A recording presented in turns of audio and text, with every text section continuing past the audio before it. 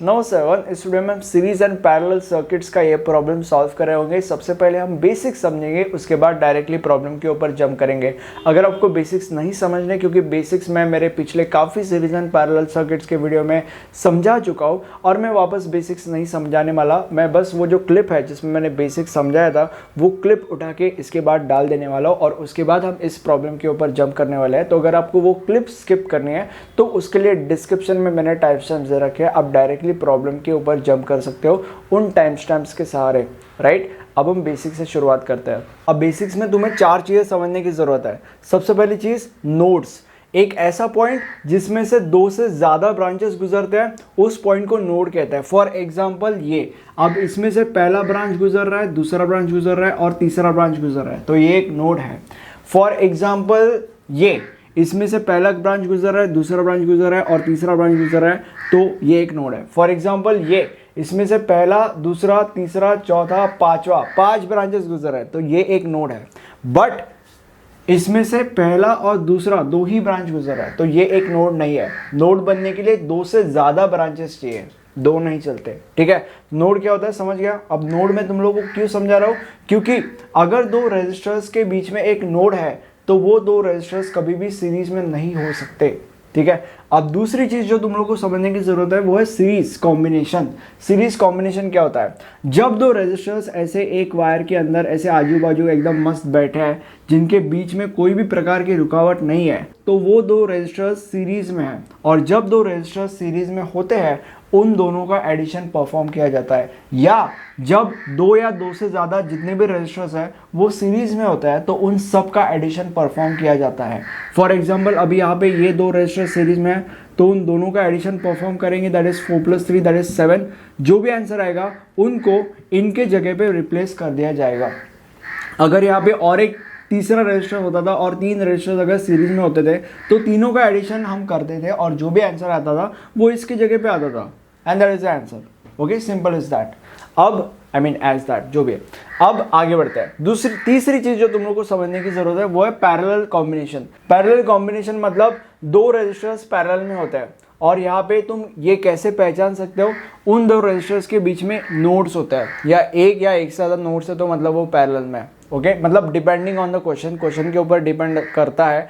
जब तुम multiple problem solve करोगे आपको लाइक सारी की सारी चीज़ें समझ में आ जाएगी। ठीक है, अब यहाँ पे देखने से पता चल जा रहा है कि ये 2 रजिस्टर्स पैरेलल में है। जब 2 रजिस्टर्स पैरेलल में होते हैं उनका कैलकुलेशन कैसे होगा, दोनों का मल्टीप्लिकेशन अपॉन दोनों का एडिशन, दैट इज 5 × 3 अपॉन 5 + 3। तो हमने यहाँ पे किया, आंसर इज 1.875 एंड जो भी आंसर आता है वो इसके जगह पे रिप्लेस हो जाएगा। ठीक है, चौथी चीज आपको जो समझने की जरूरत है वो ये है कि जब 2 से ज्यादा रजिस्टर्स पैरेलल में होते हैं, फॉर एग्जांपल दिस, तो तुम्हारे पास काफ़ी अलग अलग मेथड्स होते हैं उनको सॉल्व करने की। सबसे पहले तो आप इसी मेथड से सॉल्व कर सकते हो। पहले ये 2 पैरेलल में लो तो ये ऑपरेशन परफॉर्म करो तो एक रजिस्टर आएगा, देन उस आंसर को और इसको पैरेलल में लो, उनको कैलकुलेट करो, एक आंसर आएगा। देन जो भी आंसर आएगा उसको और इसको पैरेलल में लो, उनको कैलकुलेट करो, मतलब ये वाला फॉर्मूला परफॉर्म करो और फिर जो आंसर आएगा वो आपको फाइनल आंसर है। बट ये बहुत ज़्यादा लंबा मेथड है, हम गधे नहीं है, ये सब गधा मजदूरी हम नहीं करने वाले। ठीक है, हमारे पास एक सिंपल ट्रिक है, कैलकुलेटर ट्रिक। हम क्या करेंगे, कैल्सी में अगर ऐसा आता है तो 4 inverse + 8 inverse + 6 inverse + 12 inverse is equal to, जो भी आंसर आता है उसका इनवर्स लेंगे एंड जो भी आंसर आता है वो हमारा फाइनल आंसर। मैं आपको करके दिखाऊंगा। अभी हमारा कैसे हमारे पास 4 रजिस्टर्स थे जैसे कि तुम लोग को पता है, 4, 8, 6 एंड 12। तो सबसे पहले 4 उसका इनवर्स, यहाँ पे इसका ऑप्शन है इनवर्स का, दैट इज x⁻1, ये इनवर्स का ऑप्शन है। सो इसका इनवर्स प्लस दूसरा रजिस्टर 8 है तो 8 इनवर्स प्लस तीसरा रजिस्टर 6 है तो 6 इनवर्स प्लस चौथा रजिस्टर 12 है तो 12 inverse and is equal to जो भी आंसर आता है उसका इनवर्स लेंगे and this is a final answer 1.6। तो 1.6 हमारा आंसर आया था। जो भी आंसर आएगा वो इसके जगह पे यहाँ पे रिप्लेस हो जाएगा और ये आपका फाइनल आंसर है। और एंड वन मोर थिंग, ये हमने 4, 8, 6 और 12 के साथ किया, बट अगर इसके जगह पे अगर और 4-5 रजिस्टर और अगर होते थे सारे के सारे पैरेलल में तो भी आपको वही मेथड परफॉर्म करना है। सबका inverse then is equal to जो भी आंसर आता है उसका inverse is equal to and जो आपका आंसर आएगा बाद में वो आपका फाइनल आंसर है, जैसे कि हमने अभी अभी किया। आई होप आपको बेसिक समझ में आ गए होंगे। अब हमारा क्वेश्चन कहता है कि find the resistance between x and y, मतलब x एंड y के बीच में ये जितना भी कचरा है, इस पूरे के पूरे कचरे को हमें सिर्फ और सिर्फ एक रेजिस्टर से रिप्लेस करना है, और ये हमें सीरीज एंड पैरेलल का मेथड यूज करके करना है। अब जब भी तुम सीरीज एंड पैरेलल का मेथड यूज करके कोई भी न्यूमेरिकल करते हो, तुम्हें सबसे पहले ये देखना है कि रेजिस्टर सीरीज में है क्या। यहाँ पे रेजिस्टर सीरीज में दिखाई दे रहा है क्या? हाँ, ये दो रेजिस्टर सीरीज में है। हमें कैसे पता चला कि ये दो रेजिस्टर सीरीज में है? इनके बीच में कोई भी कचरा नहीं है, ना नोड है, ना वोल्टेज है, ना रेजिस्टर, कुछ भी नहीं है, ठीक है। और इसीलिए ये दो रेजिस्टर सीरीज में है, ये दो रेजिस्टर्स भी सीरीज में है, और ये दो रेजिस्टर्स भी सीरीज में है। जब दो रेजिस्टर्स या दो से ज़्यादा रेजिस्टर सीरीज में होते हैं, हम एडिशन करके उनका आंसर निकालते हैं, और जो भी आंसर आता है वो उनकी जगह पे रिप्लेस कर देते हैं। मतलब इनका एडिशन होगा, दैट इज 40 + 10 दैट इज 50, और जो भी आंसर आएगा वो इनकी जगह पे रिप्लेस हो जाएगा।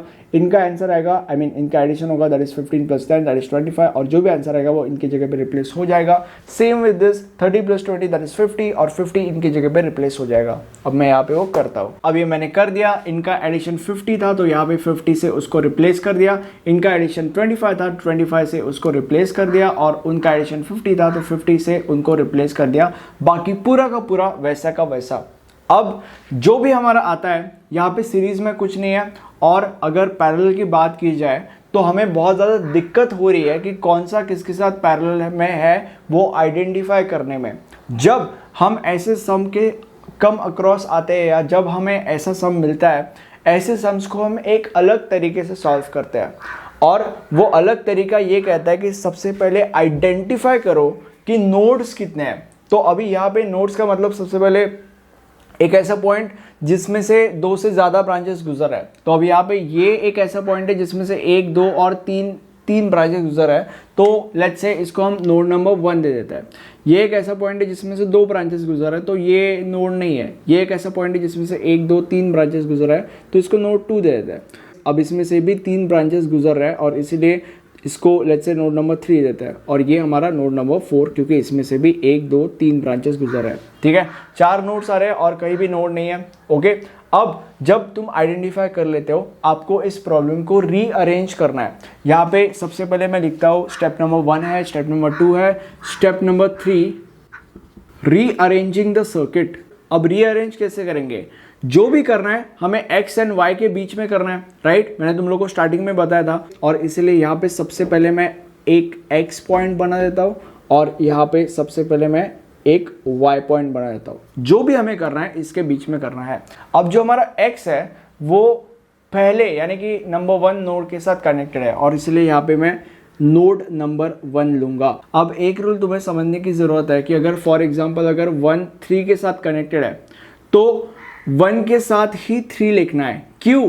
क्योंकि रूल ये है कि अगर 1 3 के साथ कनेक्टेड है, और ये जो वायर है इसमें अगर एक भी सोर्स प्रेजेंट नहीं है, ना रेजिस्टेंस सोर्स प्रेजेंट है, ना वोल्टेज सोर्स प्रेजेंट है, ना एम्पियर सोर्स प्रेजेंट है, तो उसके लिए तुम्हें 2 पॉइंट लेने की जरूरत नहीं है, 1 के साथ ही 3 लिखो, ठीक है। अब 1 जो है वो 2 के साथ कनेक्टेड है, तो यहाँ पे मैं उसके बाजू में मतलब 1 के बाजू में 2 लिख दूंगा, और 2 जो है वो 4 के साथ कनेक्टेड है, और ये जो वायर है इसमें एक भी सोर्स नहीं है, इसलिए मैं 2 के साथ ही 4 लिख दूंगा। और यहाँ पे हमारा ये जो पॉइंट अरेंज करने का जो कार्यक्रम है वो खत्म हो गया, क्योंकि यहाँ पे 4 नोड्स थे तो 4 नोड्स हमारे हो गए, और x एंड y था तो x एंड y भी हमारा हो गया। अब तुम्हारे मन में सवाल आ सकते हैं कि तब क्या होगा जब इन दोनों के बीच में रजिस्टर है।